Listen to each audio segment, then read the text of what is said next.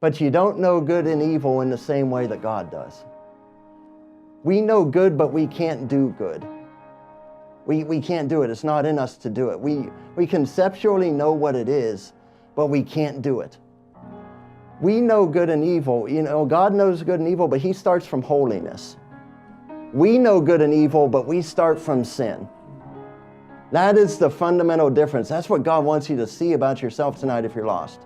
You have a concept of good and evil, but it's your concept, it's not God's. If I lined up 50 people, I go out here on the streets of King, I find 50 people by some grace and miracle, and I line them up. And I ask them all, what is good? What is good? I guarantee I'll get 50 different answers. What is good? If I ask them again, what is evil? I'll get 50 different answers. What is evil? They might overlap a little bit, but they will all have a personal spin on them. We all do what's right in our eyes. We all do good as we see fit. But we start from a place of sin. We don't start from a place of holiness. Holiness to us is the intruder. To God, sin is the intruder. Do you see the difference here?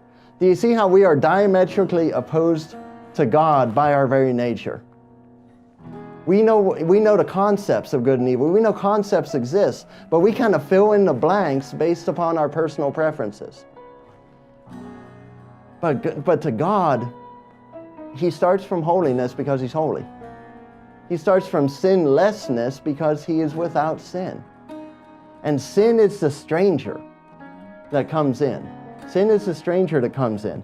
Now, how does God respond to that? We see in the case of Adam and Eve, He ministered to them. He promised a Redeemer.